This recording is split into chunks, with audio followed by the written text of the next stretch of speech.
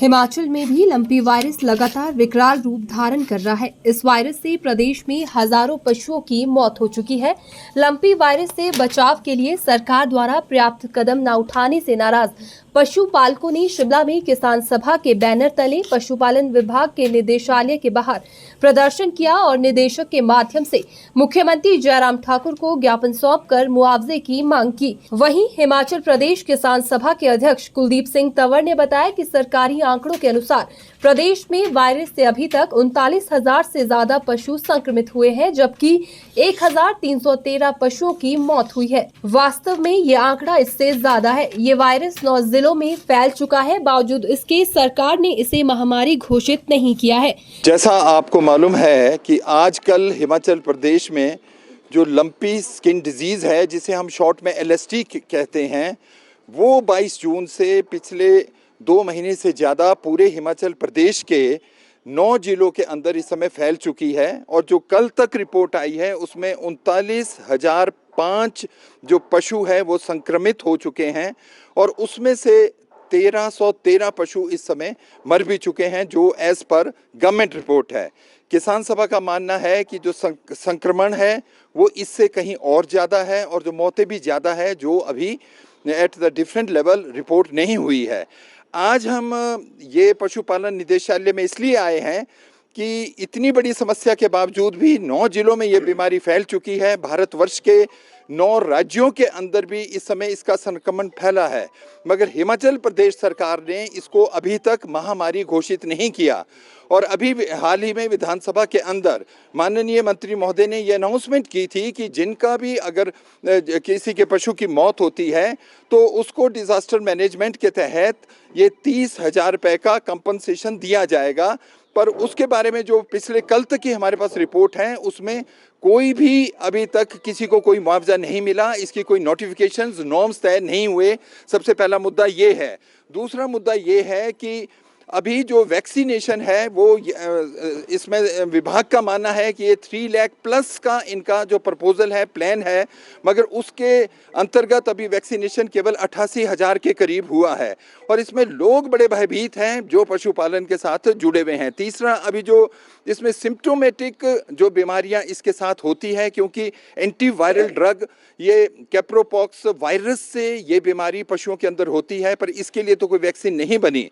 पर जो गोट पॉक्स के लिए जो वैक्सीन है उसका इस्तेमाल हो रहा है, मगर इसमें जो अन्य किस्म के जो लक्षण आते हैं उसे निपटने के लिए जो ये दवाइयाँ होती हैं, एंटीबायोटिक्स होते हैं, इंजेक्शंस हैं, वो पर्याप्त मात्रा में नहीं है।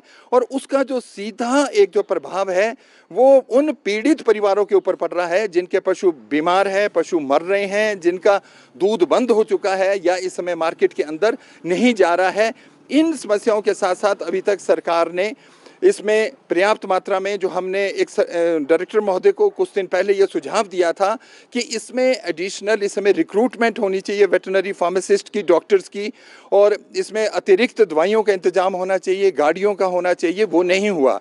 इन सब मुद्दों को लेकर आज माननीय मुख्यमंत्री को डायरेक्टर महोदय के माध्यम से अभी एक ज्ञापन सौंपा जाएगा और हम डिटेल में भी बात करना चाहते हैं। और जो यहाँ पर लोग आए हैं, कई ऐसे लोग हैं जो केवल पशुपालन पे ही निर्भर थे।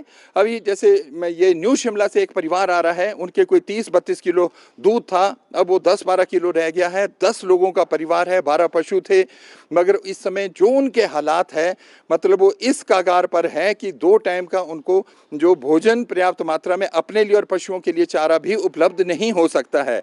ऐसे समय में जो विभाग है, सरकार है, प्रशासन है, वो ऐसा लगता है कि वो इसको बहुत लाइटली ले रहा है। इसलिए किसान सभा ने आज ये तय किया। पहले यहाँ पर ऊना और सिरमौर का डेलीगेशन भी आ रहा था, पर डायरेक्टर महोदय ने कहा कि शायद हम जिला लेवल पे उनसे बातचीत करेंगे, इसलिए ये शिमला और आसपास के इलाकों के लोग आज यहाँ पर आए हैं। वहीं पशुपालकों ने बताया कि लंपी वायरस से लगातार उनके पशु मर रहे हैं, उनके पशुओं की वैक्सीन नहीं हुई है और न ही विभाग की तरफ से उन्हें दवाइयां उपलब्ध करवाई गई है।